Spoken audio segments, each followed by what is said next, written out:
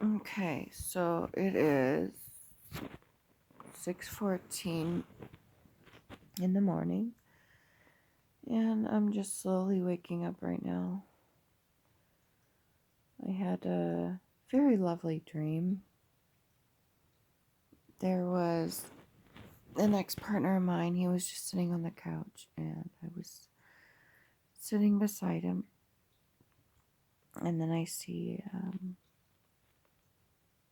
you know what a gnome is?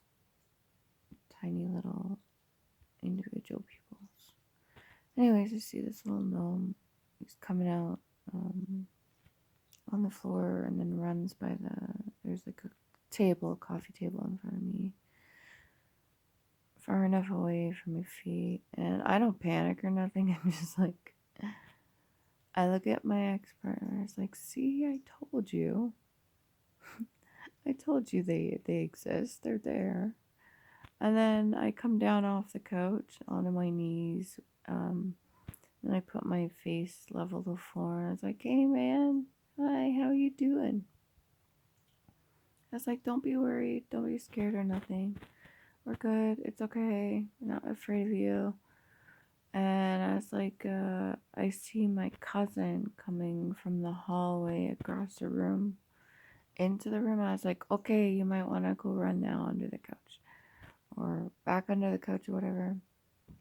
And instead, the little thing, I shouldn't say little thing, the little guy runs across the floor, surprisingly, not back onto the couch, towards the chair on the other side of the room. And I look at my partner and my ex-partner. He says nothing. He says absolutely nothing. And he gets up slowly. And he puts his hat on. He walks across the room. And the room is like dimly lit. So he walks across the room and he goes and he stands over by the chair. Almost like maybe if he were to step somewhere there that he could prove that it's not real or something like that. Doesn't step on anything, but excuse me, he just waits. And then I go look over there. I make sure that he's okay. And then I wake up.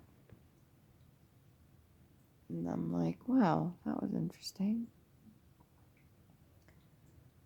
And when I woke up, slowly waking up my eyes, I crossed my one leg over, my right leg over to my left, like a 4. Not that that's significant. Oh my god, stop yawning, please. Forgive me for that. And then I was thinking about a lady previously that I heard. I'm pretty sure it was through a video. She's saying, oh, when you sneeze, that's like a spirit or a demon or something like that coming out of you. And I was like, then I was just thinking about the whole idea, how is it religious people that say bless you?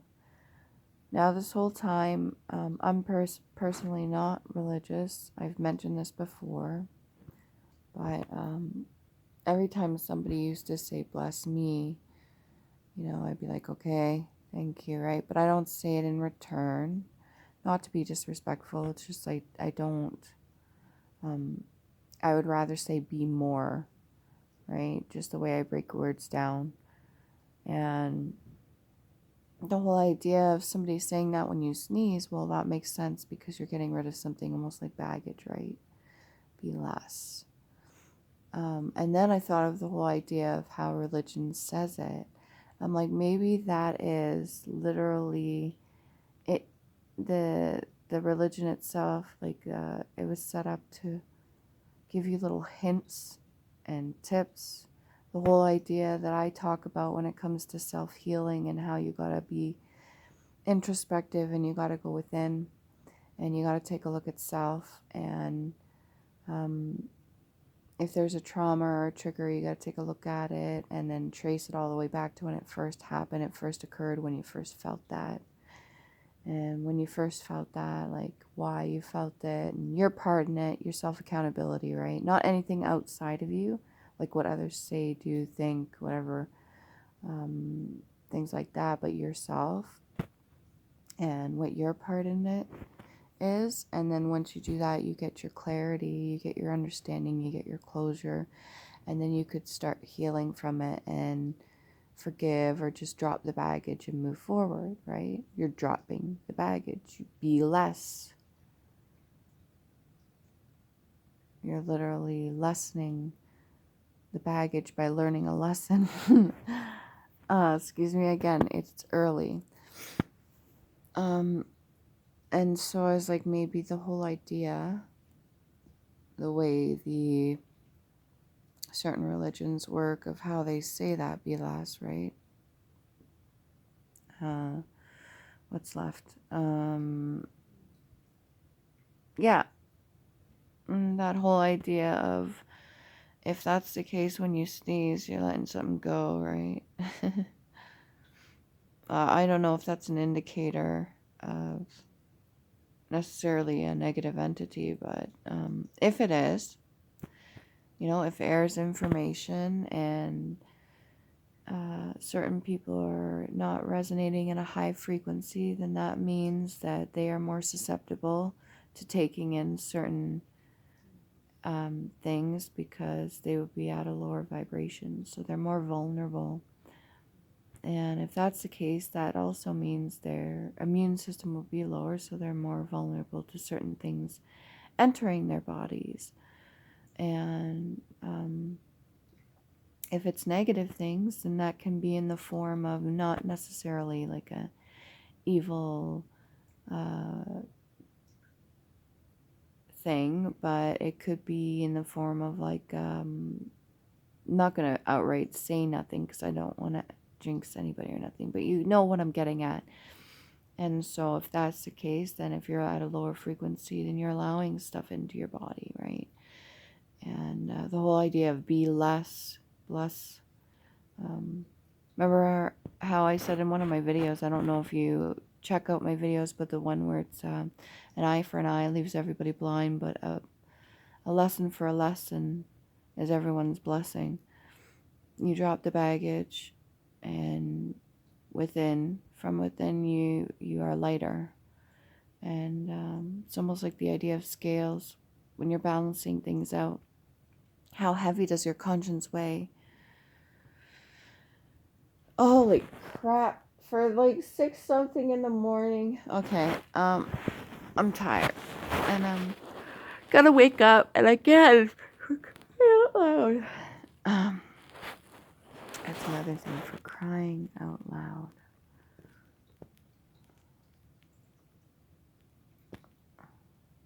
Yeah.